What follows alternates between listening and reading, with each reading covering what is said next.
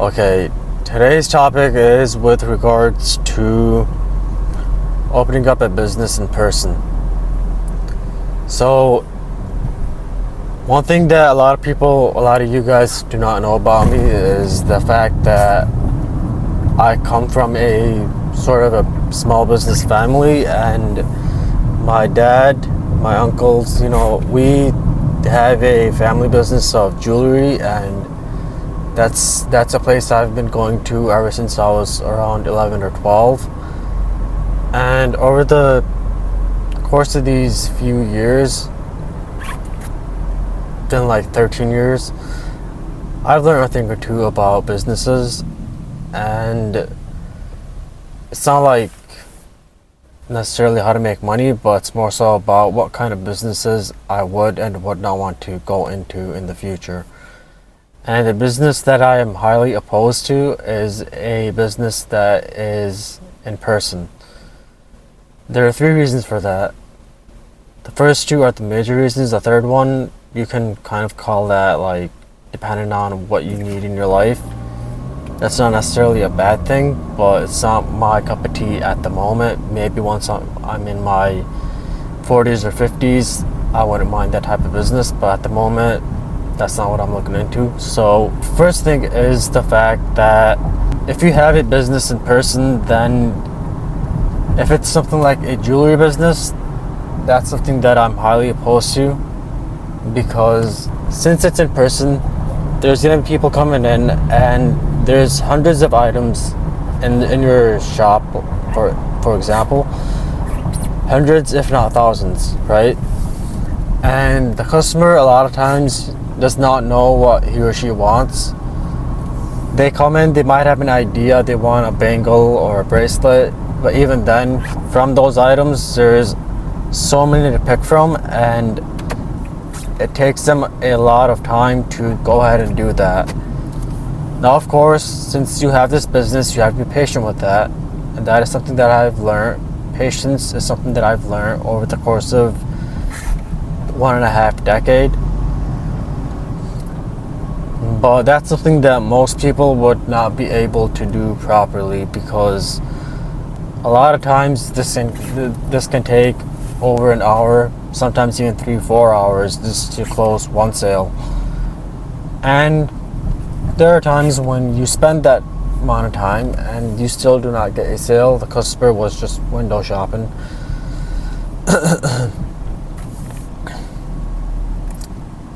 So that just wastes a lot of time. And as someone who's in the business realm, you do not want a business where you spend hours just showing to a customer what they can or cannot like, just for them to end up saying that, oh no, I'll come back another day. Now you can say that, oh, but that's on you. You're not a good salesperson. Sure, okay. Even if you are a good salesperson and you're taking, it's still going to take you the same amount of time to close that deal. And let's say you close all the deals that you get, and you're spending the same amount of time on each deal, on average. You still have to be there in the store for about 8 hours a day, right? And if you're someone like me, then you probably do not want to be stuck in one location for your entire life, especially in your 20s and 30s. So that's a reason why I prefer something that's online. And selling jewelry online is something that's really risky, because it costs thousands of dollars and you do not know what can happen, right? So that's like a big risk reward thing, which we haven't really gone into yet, at least. But even then, I'm not really all about that e-commerce dropshipping type of thing, because that would go into e-commerce, and I don't really like that, because you still have to spend a lot of time just to like ship the packages, and then actually, like shipping and handling, that takes a lot of time anyways. Now, the second reason why I do not like a in-person business, especially the one where you have to bargain, is the fact that you have to bargain. So in our business, for example, in the jewelry business, there's a lot of bargains that go on, lots of negotiations, and that can take a lot of time. And just the fact that you are open to bargains already puts you on a lower level than the customer. The customer is always going to win. You won't be able to make as much profit as you want to, because of the fact that you don't have a set demand, or sorry, you don't have a set value on your item, even if it's something as expensive as gold. That's literally what we're talking about over here. Gold is probably one of the most expensive things in the world, and still, when you're open to bargains, the customer is just gonna be at your neck 24/7. If you're selling something for 1,000, you say we can give it to you for 900, they're gonna say no, we want it for 5, or no, 400, 600. You can never win when you have bargains that are open for your item. And that takes a lot of time just to close that deal, and also it requires an extreme amount of patience, because a lot of these customers, they come in and they don't know all the costs that it takes just to bring the item forward to them. And even if they do, they undervalue that, and they don't really value your profit margins as a business owner. And that's something that people might not like me for, just because I said that. They're like, oh, you're the business owner, you're not supposed to be reading all that. But this is just fact. This is a reality that I face, is that customers don't give a crap about your profit margins. They just want, especially if they're brown people, as a specific amount of brown people, which I'm not going to call out, because it's not all of them, it's some of them. But even some of them, when they act like that, it pisses you off, but you can't do anything about it because you're supposed to be the bigger person.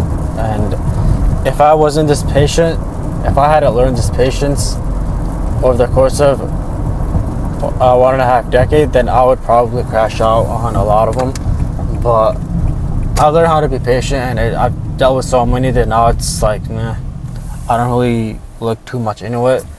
But if it were a person that's new into the jewelry business, then they would definitely have some crash outs on these customers because of the way they behave and do not value your jewelry that you're selling. Anyways, what I was trying to get to is that if you have a business that has bargains in it, then you're never going to win, and it's just a bad business strategy. Unfortunately, in the business of jewelry, you have to have bargains because everybody else is doing it. If you don't do bargains, then you better have a really good brand, like Louis Vuitton. These are Louis Vuitton or Michael Kors, Rolex, of course, Movado. These are all brands that can have a set value on them. Occasionally they do sales and people flock in to buy these expensive products, but they can get away with that because they sell on the name of their brand. If you're a small business owner and you try to have a specific price on your jewelry, then it's not going to work out. And you don't need the reasons for that. You probably already know why that is. If you don't sell it to them for a cheaper amount, then they can just get that from the store next door for the amount that they can afford. So I'm not going to waste any more time on this topic. Let's move on to the reason number 3, which I think I've already went over briefly, but it's just the fact that you do not want to be stuck in one position for the rest of your life. I know I don't. Especially as someone in your 20s or 30s, you don't want that, right? You want to live a life where you can do whatever you want, especially in today's day and age. There's people that have online businesses and they can just travel to a hot place in the winter or whatever place they desire whenever they want to, because they can afford to do that. They have the time. They're not stuck in one place because that's where their customers live or that's where their store is. when you have a business that's set place in person in one location in a city, then you better be ready to give all your life to that location and be at that place at the same time every day. Again, it's a routine. Even with online businesses, you need a set routine to succeed, but there is a lot less leisure for you to go on vacations when you're a business owner that has a business in person. And I can say that because I know that my dad and my uncles, they opened up this business in person in 2001, and over the course of 24-ish years, they've barely gone on maybe 5, maximum 5. I wouldn't even say 5, because the vacation I consider would be if you go with your family, and my dad's barely gone on like 3 vacations from what I can recall, 3 or 4 vacations throughout these 25 years or 24 years. And that was only when me and my brothers were old enough to take care of the business after him. And that's also a problem with a family business, where you do not have someone that can look after the business after you're gone, because in our case, we were just not ready to take that responsibility when we were young. Of course, we were kids, but once we grew up, then that's when my dad started to take some vacations. I wouldn't even say a lot, because he barely goes on a vacation maybe once in 2 or 3 years. So I know if I do something like that, then I'm gonna hate my life, and that's just something that I do not want for myself, and hopefully you do not want that for yourself either. But if you do, then you should know that this is what the cons are of having a business that's set in person. And if you're thinking about opening a jewelry business, then you should know all the cons that come with it. It's not all you making money. Matter of fact, you probably make less money, or less. You probably have less profit margins than dollar store, because you're gonna have to bargain a lot, and many times you might just have to sell your item in a loss just because you have to pay the rent of the place that you're in. And this is my opinion at the end of the day.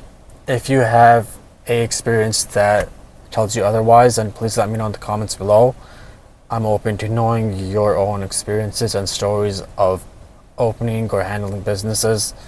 So yeah, this was it for today's video, and inshallah I'll see you in the next one.